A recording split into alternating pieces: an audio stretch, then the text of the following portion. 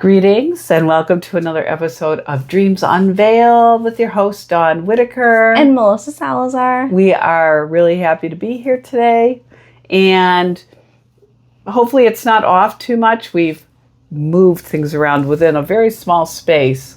So we're trying this out, but next video you may look and say, wow, it wasn't working for them. They changed it some more. But in the meantime, we have a great dream, and I just want to seek dreamers sending in dreams to dreams@dawnw.com, Dawn with a U, because we have had a stockpile of dreams. Yeah, we have a good pile this time. A good pile. We're getting to dreams that were submitted well over a month and a half ago, and we're now hitting the end of that. So apparently they come in waves. They do. And we need a big wave of dreams. Feel free to send us your dreams. We want to know all about it. And it could be perfectly anonymous. If you don't want your name or information out, we can do it anonymously. Just change your names and change your state or cities. And state. And a lot of times states, we get really creative with that. We just don't want to lose the dream meaning that was for you. That's all. So, with no further ado, let's get started. We have a long dream today. Well, the dream's not long. Actually, I don't think the dream is long. I think that the dreamer, Cara from Auburn, New York, the dreamer is just so very detailed in collecting the dream information and really has some very vivid dreams. So I do appreciate that. And just for, a small, brief learning opportunity, vivid dreams and lucid dreams are not the same thing. Mm-mm. Vivid dreams are where you just remember details and everything is very clear and you just have a great memory of the dream. Easiest to have vivid dreams before you wake up. They're usually your morning dreams or where you're just getting ready to transition. Lucid dreams are actually where it's a kind of a different brainwave. It's a different state of consciousness where you're really in between that waking and sleeping, and you can actually control aspects of your dreams, and you're dreaming. And sometimes that dream follows you after you wake up. You may be waking up and yelling things to somebody or still kind of in that dream state. So anyway, this is just a very vivid dream, and we love vivid dreams. I love reading these and feeling like in it. Yeah. Yeah. I was walking down a hall. The hall was very similar. So apparently, her family has a home in Florida, and there's a long hallway with windows going all the way down the hall. Makes me think of a castle. Yeah. There were beautiful trees and scenery. I stopped because I saw two birds in a tree very close to the window and was delighted to see they were bluebirds. I was so excited I stopped a stranger in the hall to show her, but they flew away and a nuthatch flew up. Then a man walking by said, "Oh, that looks like a rat," and there was a rat standing with his paws at the window. He was actually cute and almost cartoonish. They continued on and the bluebirds flew back. This is one of those dreams that we should animate. Right, you can definitely do one of these. Can you see the cartoonish rat? It's so cute. I continued and reached this big room that had several places of employment, and I went up to one. There were names of companies above each section, but I can't remember now, and I explained I was there for a job interview. The lady motioned to this guy and asked him to take me down to the correct place. I noticed everyone, at least 15 to 20 people walking around, was wearing the same shade of green that I was wearing. I had a dress on. It was a dark kind of jade green. They smiled, and the guy said to come with him. He took me down this rather long flight of stairs that seemed to be covered in wallpaper. We arrived at the bottom, and I remember thinking then and later in the interview that if there wasn't a bathroom downstairs or another way to get to this office, I was going to have to decline the job offer because I'm disabled and have a hard time climbing stairs. He brought me to a huge room that had a screen. It was incorporated in the outdoors. A lady came over and said it can get chilly and said I could wear my pajamas to work. I would love a job like that. Oh, wait, I kind of do. Yeah. I mean, not when I'm working, but 2 days a week when I'm here. She and another man then proceeded to interview me. The interview consisted of them reading the names of their clients off these roughly 5x7 pieces of paper that were all green, a lighter shade than the clothing. They would tell me about the client. I remember seeing the last name Van Tassel and another V name that I can't remember now. Years ago, I worked with someone with that last name, and I also had a customer with that name. It was never clear what the job was. And again, remember, worrying about the stairs and was planning to ask. She was worried about the stairs. And that's when I woke up. Just a note. And thank you that you include these notes in your dreams. Just a note. This was going on around the time that Cara had the dream. Her father was in the hospital, and he came home over the weekend where she had the dream following, and they celebrated some birthdays, and everything else seemed pretty normal. She's very, very part-time at work. She has gradually became more and more part-time and is only working really a couple times a month. Mm-hmm. So I think there's more to the job interviews. Look at that. But let's take a look at the dream. There's a lot of pieces in this dream. And where we're starting is with bluebirds. I was going to say bluebirds. So bluebirds are a great thing to see in a dream. I mean, they really are. Bluebirds typically represent healing, peace, serenity, calmness, that kind of thing. And I think it's really great. So think about it. She saw these two bluebirds, and then they left. And she was so excited about seeing them. She's trying to get other people to enjoy them as well. Yeah. I know. I always do that too when I see like pretty birds. I'm like, oh, come look at it, come look at it. I know, me too. And then what happened is they flew away. So there was a nuthatch, which is not really any particularly beautiful blue bird. Yeah. But she described that the bluebirds had come back. So first of all, I get that to be because of the hope and all of that that's associated with this whole scene. Mm-hmm. This probably has a lot to do with her father being hospitalized. Yeah. And my understanding of this hospitalization after talking to her was it was a pretty traumatic situation that led to the hospital. Her parents are aging, and she is a primary caregiver. And, it was a very, very difficult situation that led him to the hospital. So I think that this dream kind of was sandwiched in between him getting out and doing well and him being in the hospital. Okay, so that kind of makes sense with the birds going back and forth. That's right. Exactly. So it's that kind of hope that, okay, things were really rough and they took off for a while, but then they came back, that everything, it's kind of that calming thing. Yeah. And the rat, I think it's the same thing. The fact that it was a cartoonish and cute and kind of cute. It could have been an abomination. It could have been something horrible. I mean, nobody wants to see a rat typically, right? Right. So imagine. It's always scary. That's Vermin, right. That's what you think of.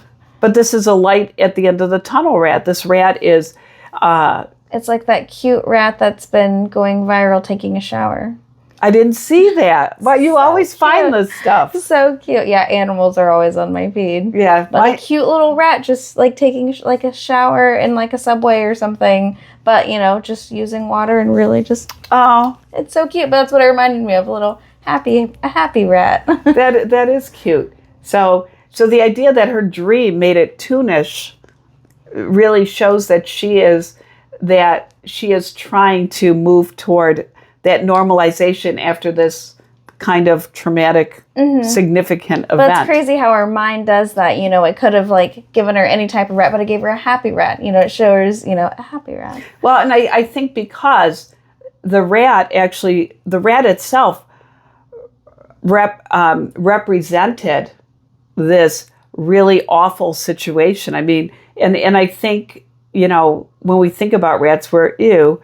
And that cartoonish facade over the rat is showing, but it's going to be okay. Yeah. You know, you're going to get through this. It's okay. And I do. So that is really a very cool thing. Yeah. Because what your subconscious mind in a situation like that is doing is really showing you a spans of, this is where it started. It wasn't that great, but look at now. It's getting better, and the rat's not so scary. Not so scary. Kind of cute. Yeah. So I think that is what was being presented there. So one symbol that really kind of brought you through, that this is about the hospitalization of her father, and you know that it probably happened right near the end, or when there was hope coming back. Mm-hmm. So it's actually taking us through. It's kind of unpacking this whole situation. And now, hey, on the other side of it, look, we're celebrating birthdays and things are kind of moving back to a normal place. Yeah. So I think that is a big theme of the dream. So then let's get to the next part of the dream. We're out of the long hallway and we're in this big room, and now she's at a job interview. Mm-hmm. There's about 15 to 20 other people. She was so precise. I'm like, did you count these people? Or was that, dream clear cognizance where, it's like a good group, like a lot of people. But the dream, the dream may have informed her that that's how many there were there. So she's waiting for this interview, and explained what she was there for. And she was really surprised to look around and see most everybody, they were all wearing jade green. I'm wearing jade green. I'm wearing jade green. So that's fun. Well, first of all, the color. There's two parts of the jade green that are really important. The fact that there are many people wearing the same color actually just shows a sense of community and coming together, support, all of that kind of thing. I mean, obviously the job called for it. They all got the same vibe. and I think that, you know, it's her in all of this feeling pretty well connected. That's what I really think. I think she has a good support network, and she felt at one almost. Yes, very connected. And I'm going to tell you, I don't think this has anything to do with the job at all. Nothing. Mm-hmm. I think it's just her brain is presenting it that way.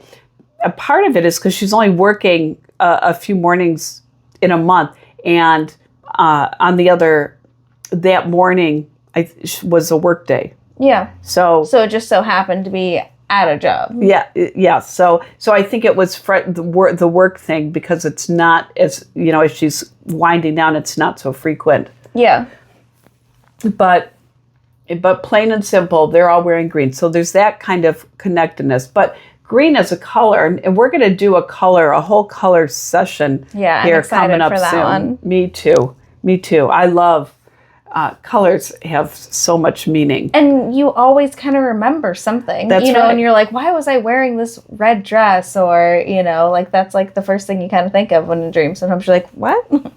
Well, and the cool thing is about this is that when you have a dream and there's like one or two strong colors, then they really have a meaning. Yeah, it's not like everything is strong colors. It's like there's a couple of that just really pop out. So if we're looking at the color, this color green, we're really looking at inner peace. We're looking at healing. We're looking at renewal. So she's getting ready to go to her interview. Yeah. And I'm going to tell you what I think this process is. Okay? I think this process is just her trying to find balance in life. That's exactly what I was thinking. I mean, she's caring for two people, which would be right at the top of her mind, even though her dad came home and he is okay. You know, he is stabilized. Everything's okay. They're celebrating birthdays. Even though all of that happened, it is just a reminder of the duties that she has in her life, and that, that as our parents age, that becomes a greater responsibility in our lives. Yeah. So I think that's really what this dream is, and it will go to now. She's going to the interview. They take her out of this big room and lead her down a long set of stairs that are wallpapered. So I didn't know if the walls were wallpapered or the stairs were actually wallpapered, just colorful or different like things. That could have been significant, but I don't think it's that big of a deal. I think what it may be showing, if it's a pleasing pattern or what have you, that she's going down. So we've had stair dreams before, going up could be success, kind of climbing the ladder, really refreshing, all of that. And going down really can be stress and anxiety and a lot of concerns or difficulties. So her brain obviously knows of her disability, and so to go downstairs, we know that is quite a task for her to take on. Yeah. And she gets to the bottom, and she's now like, well, if there's no bathroom down here, I can't take this job. There's no way I'm going to be able to do this. Now, this is where her mind's going, which goes to show the anxiety of the situation, and it could be things like, especially because it almost felt like she was supposed to be there, harmony with everyone kind of wearing the same colors. Absolutely. And then now she's like, oh man, she's like, I don't know if I can. And so this may be doubts as her parents are getting older, and one was in the hospital where she's thinking to herself, what if they fall? I can't lift them. I can't do this. I may not be able to do that. So I think what's happening here is she's doing an inventory now of her capacity and what she's capable of. And she's feeling that, okay, if this happens, I may not be able to be that helpful. So she's having some fear. And even where there's no fear, she's at least going through that and looking at all of that in a very serious way, which is a great thing. I mean, that's a necessary thing. Yeah. I think that's really checks helpful. And balances over there. Absolutely.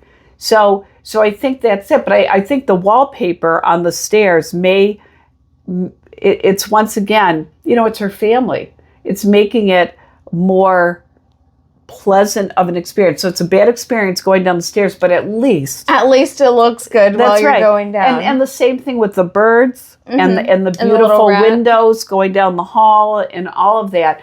That this is almost like a pros and cons dream. Right. Of, okay, here's what I can do, here's what I can't do. Here's how things will work, here's how they're not going to work. And I like that she always puts her brain puts a spin to make it look nice. Yeah. It's like a buffer, you're going through this hard time down these stairs, but it's going to look nice. Yes. And there's that hope. And even the pajamas. Hey, it's cold down here, but you can wear pajamas. So she has a very positive mind, I feel like. Well, I think she does. It's going, going downstairs, you would think negative, but with the wallpaper, it just embellishes. She just likes the, the positive. And she's things. planning. Yeah. She's using it all to plan. Well, okay, I can't do this if this isn't provided. Yeah. So and so she's actually using it in a very pragmatic way. And I think she lives her life that way, that she's very thoughtful, and there are some negative things in her life, as there are with any of us. Mm-hmm. But where do you give your power? And that is really the important thing. That's huge. We could be taken down by a negative thing, but if you're resilient, you get back up, and you don't give that any more power than it has. Right. And that's it. I think that she's doing in that process. This literally is a pros and cons list all through this whole thing, where this dream is helping her to unpack everything, to help her to be as equipped as she can, to know her limitations and boundaries, to know where she excels and where she's going to be very effective. And that pretty much is it. Yeah. So the worrying about the climb back up the stairs, all of that, she recognizes that's a limitation. Mm-hmm. And she was going to talk to somebody about it because she knew that, but then she woke up. But still the idea that was something in her mind that she needed to address before she takes on this next step. Okay? And I like that she did that in her dream. But I mean, I feel like her waking up, I think she kind of understood what was going on too, Mm-hmm. No, I absolutely agree. And I think the other thing with the stairs, we didn't really look at them this way, but because of her disability, so the stairs have all this wallpaper on them, but they represent an obstacle, a physical obstacle. And so that's really important for her to understand. But she got down them, right? So I think that, even looking at that she is just measuring and weighing out and doing an inventory. And that is a great thing. And we do that a lot in dreams. We may not recognize it, but we do that a lot. We just recently had a dream about somebody who worked in the schools in summer vacation and was having some job change and everything. And that was another personal inventory. So I think that this is really a useful, and if you recognize that a dream is doing this for you, then you can really get an idea of what you need to work on and what you may not need to work on and where you can rest and what you need to be concerned about. Yeah. So it's wonderful. I think she has a very positive mind, and I think that she's going to be able to balance all these things out. I have absolutely no doubt. And the thing is, sometimes the choices we're presented with aren't that great, but they are our choices. Yeah. And you can either run away from them or you can embrace them and do what you can with them. When you have a family you love and you're taking care of them or moving more into a greater role of taking care of them, you want to do the best that you can. Yeah. So it's important that these thoughts, it's almost like a little risk management, and I love that. So I think that pretty much sums up the dream. Yes, it does. I do want to make a point to say that the cards, so the interview itself with people's names on it, we did skip over this. That was really an interesting thing. And I think she was interviewing herself, okay? I think that that was part of the assessment process. And names were coming up that were part of her work, okay? Right. Because I think, like I said, because it was a work day, either in the morning, it might have been the next day, but it was a work day. Work was right there, that the dream put this that way, very pragmatically, and very practically, that we're going to treat this way. As a work thing. That's right. And I think that even the interview process, is, what do we learn about in interviews? Somebody is assessing our capacity to do the job. The thing is, she's still the one assessing her capacity. Right. So she's the interviewer too. And I very much appreciate that. The job is vague. It is, because she is really kind of at the behest or whim of other people. I mean, there's no way to, the care you're providing, but I think what happened is because of this hospitalization, it was something that was unexpected. Yeah. And not prepared for. And that's why I think her dream went into overdrive, to really provide that preparation. And the great thing is because she had the dream at a point where they were moving out of the problem, that she was really able to receive it very well. And it wasn't just mired in anxiety and stress. It was very hopeful. Yeah, it was presented differently. Yeah, and that's why you see the bluebirds and different aspects of hope, and the good and the bad, the pro and the con. You see a lot of that imagery. So I really appreciate it. So the names in the interview, because they were just presenting names on green, but not jade green paper. And green, once again, is that healing, is that wellness, that renewal. It's very refreshing. That's why I think green's refreshing. And so it's peace. And peace is something, you can't do this stuff if you don't have peace. You need to make sure that you are really coming from a place of peace. Anxiety is a very vicarious thing. When you're around people that are anxious, You're going to be anxious. You are really going to feel that. And when I used to work up in Watertown, and we would have soldiers coming back from Afghanistan or what have you, and they would have PTSD, you would see families actually developing the same symptoms for the same things going on because anxiety is... And not know that. Yes. Yeah. And that happens with... Think about if you're around people that are really stressed or anxious all the time. How's your day? Yeah. It takes a lot. You have to really be conscientious of that. Mm-hmm. So... And I'll tell you, I've been dealing with this. It's so funny. My husband has been working so much.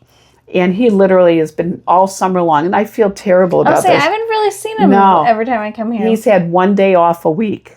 And that's typically Saturday. But the lawn needs to be mowed. All the stuff needs to happen. I'm trying to take care of way more than I normally do because he's not available. Yeah. And he's working very hard. And I love my hardworking husband. That is such a great blessing. But the thing about it is he leaves mid-Sunday. And then making sure everything's done and all that. Well, he is so anxious about, okay, I got to have this done, and I need to do this, and I didn't get much sleep. Yeah. I'm feeling that. And I noticed last Sunday I was like snippy and everything. I'm like, oh, I know why. This is my due date today. Well, but here's the thing. Once I recognized that I was just kind of picking up on that energy, I had the ability to choose not to. Yeah. But I had to really recognize that. So pay attention to that in your lives. If you're around anxious people, you've really got to be fortified to be able to handle that. I'm saying that as a counselor. It's something that I experience in my own personal life as well as at work. So I think the names were also on green, which really was, green is inner healing and all of that. But the other thing is they were names from her work in the past. So her brain is actually sorting through her memories to connect past things to current. Really, this is a real assessment. This is a really cool thing that, yes, because there are things in her past. This particular name is associated with somebody from her past or also somebody from her past work because her brain's really looking at all of this as work. Right. And even though it's family, that's how her brain is looking at. The brain's being very task-oriented for her, and probably she's a very task-oriented person. Yeah. And so really kind of drawing on some past strategies she may have used or things like that. Right, so she can probably recognize the name and be like, oh, I did this, and kind of like flashbacks. Yes, and just to give her some additional information to be able to use in her processing of this. So, Cara, that is your dream in a nutshell. Oh my gosh, that was so corny. I don't know, but it was good. That one's going to make it, Bill. That one's going to make it. So anyway, please submit your dreams to us. And I do want to say my book, 2023, it was written, it has a lot of great clinical help. It does have a biblical perspective, but it's all things I've learned as a counselor and running a ministry for homeless and disadvantaged people. But I'm going to have this on the TikTok shop, so you will be able to purchase it. And for the people that are watching this podcast, you will get a discount. So it's available on my website, dawnw.com. DAUN, if you can see that. If not, you'll have to buy the book to see it. And it's also going to be on the TikTok shop. So thank you so much for joining us. And don't forget to like, subscribe, and share. And have sweet dreams. See ya. Bye.